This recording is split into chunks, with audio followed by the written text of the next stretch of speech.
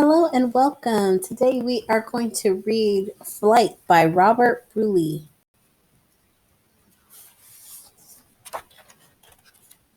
Flight, The Journey of Charles Lindbergh.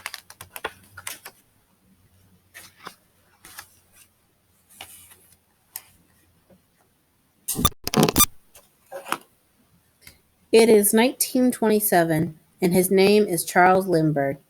Later they would call him the Lone Eagle. Later they would call him Lucky Lindy. But not now. Now it is May 20, 1927, and he is standing in the still dark dawn.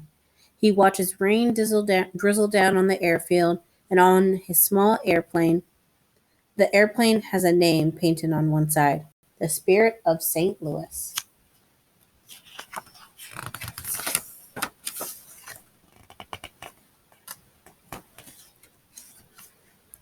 Lindbergh is nearly as tall as the plane itself, and yet he is about to attempt what no one has done before, to fly, without a stop, from New York to Paris, France, over 3,600 miles away, across the Atlantic, alone. He climbs into the box-like cockpit that will be his only home for many, many hours. He clicks on the engine. He listens as it catches, gurgles, and roars. A few friends are here to say goodbye. They are only a few feet away, and yet to Lindbergh, how far off they seem. They look at him and wave. Good luck. Keep safe.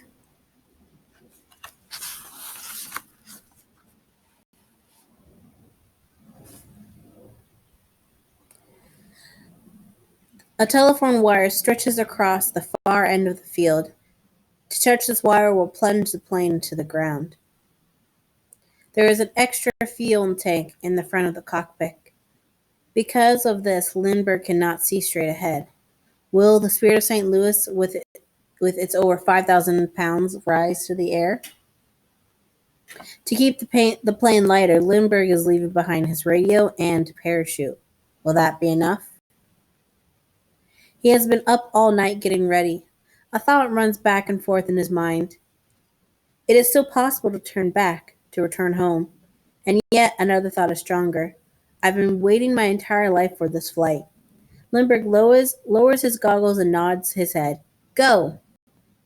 Men on each side push to help the plane roll over the soggy ground. The little plane bumps forward, gaining speed. The wheels leave the ground, then touch back. The plane seems to hop, taking its last bow to earth. On its third try, it stays aloft. It soars above the wire by only 20 feet. The Spirit of St. Louis rises in the air. It is 7:52 in the morning, New York time. Lindbergh points his plane towards the Atlantic and beyond, towards Paris, over 30 hours away.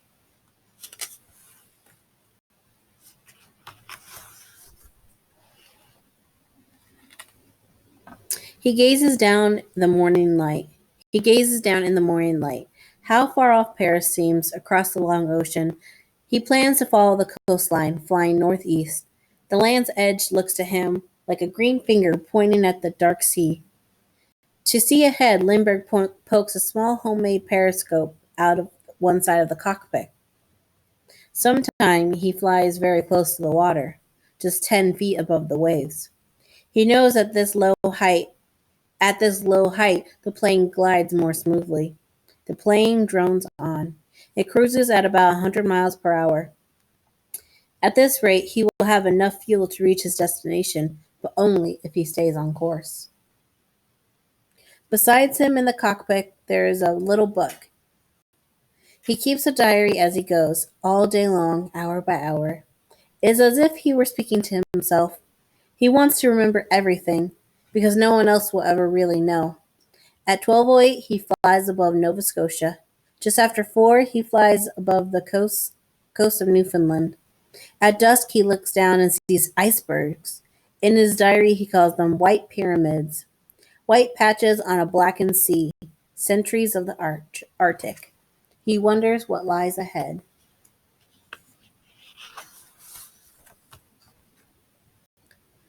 The sun sets far behind the plane. Lindbergh flies over St. John's, Newfoundland. the last point of land in North America. Now he could no longer follow the land's edge for direction. He must chart his course carefully. The slightest movement could send him miles off course and risk fuel supply. He follows two compasses and the stars to navigate. As long as the sky is clear, he is safe, but he must stay awake. He writes, "Now I must cross not one, but two oceans, one of night and one of water." Time passes slowly. It is almost 9 at night, Lindbergh's 13th hour in the air. He has completed one third of the flight.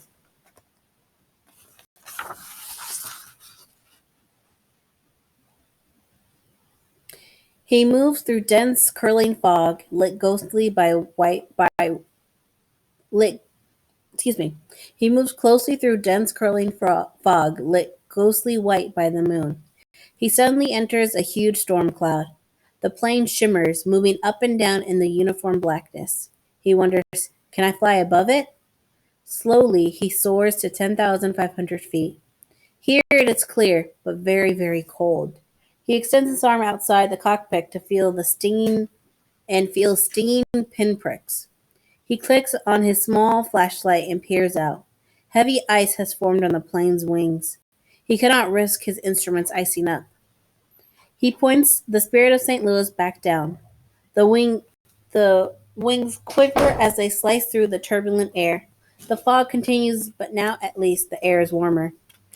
The ice begins to melt, and Lindbergh roars ahead, through the fog and clouds to Paris, over 2,000 miles away.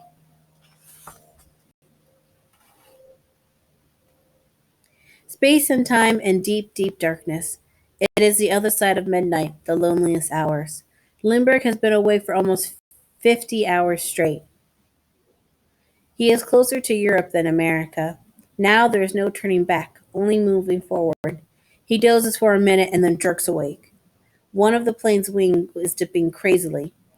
In a sudden rush of fear, he grabs for the throttle. He gropes for the steady center with his heart pounding. As he feels the leveling wings, he lets out a breath. He repeats over and over to himself, I must not fall asleep, I must not fall asleep.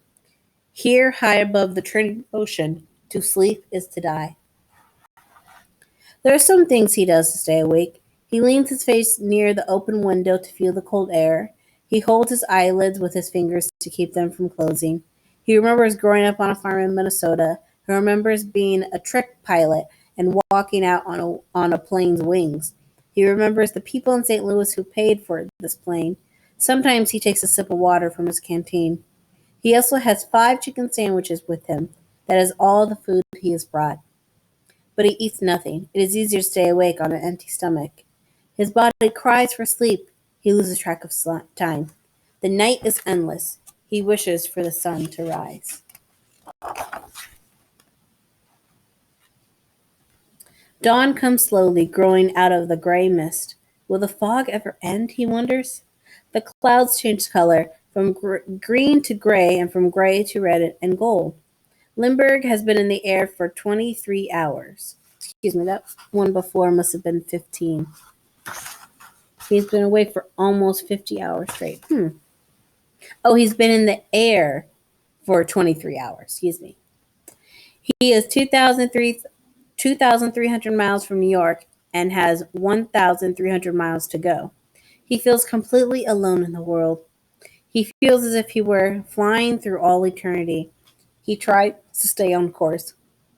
Because of his constantly curving route, he is not always sure. Here and there the clouds seem to break apart. He sees far below him the ocean. From high up above, it is like a great blue shaft with gray walls. Then he flies into the clouds again, into the unchanging mist.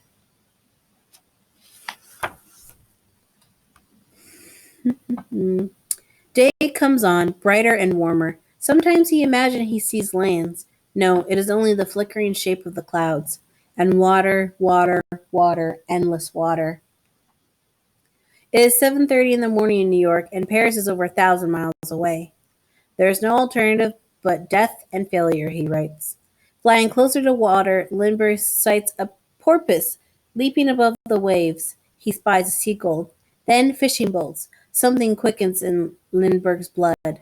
He guides the spirit of St. Louis carefully down and down just above a boat. He throttles the plane and calls out a question. "Which way?" he shouts. "Is Ireland?"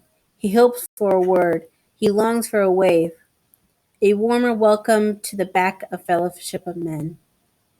It is 10:52 in the morning, New York time.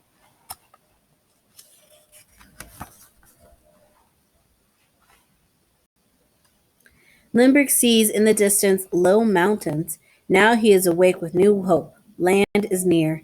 He quickly unfolds a map across his knees. He flies over the southern tip of Ireland. He is right on course. Cows graze on the green hills. People in horse-drawn carts look up and wave. He could land in Ireland, but decides to go on. He wants to complete his dream.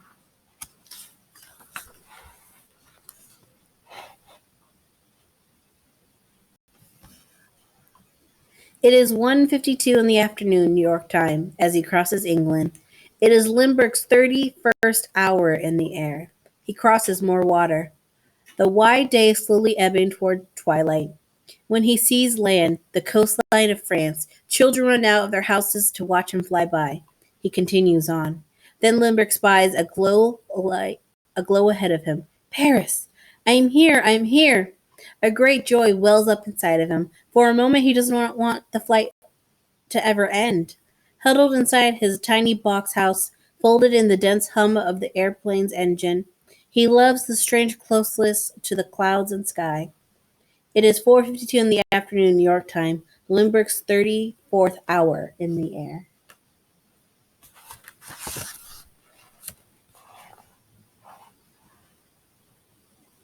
From above, all Lindbergh sees are many, many small lights. But now he must concentrate on the one thing, the sod coming up to meet me. Closer, closer, closer. The plane touches the ground. It bounces, rolls, and hugs solid earth. It is 10:22 Paris time. The flight has taken 33 and a half hours.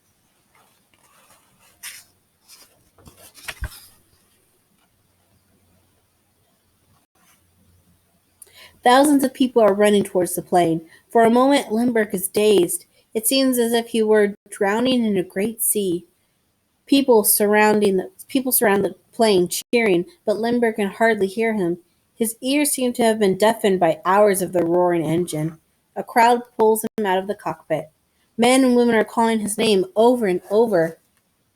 They carry him on their shoulders. Others begin to tear pieces of the plane. More than anything else, Lindbergh wants to save the spirit of St. Louis. His first words are a question. Are there any mechanics here? But no one speaks English. Finally, two French aviators arrive him to help. Policemen guard the plane. Aviators take Lindbergh away from the still cheering crowd.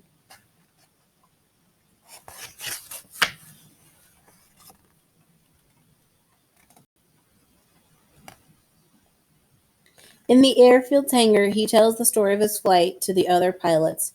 The cramped cockpit, the loneliness, the long, long night. Meanwhile, unknown to Lindbergh, newspaper headlines all over the world are beginning to blaze in the news. American hero safe in Paris.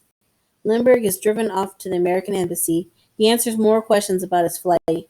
He has not slept in over 60 hours. Finally, at 4:15 in the morning, he goes to bed.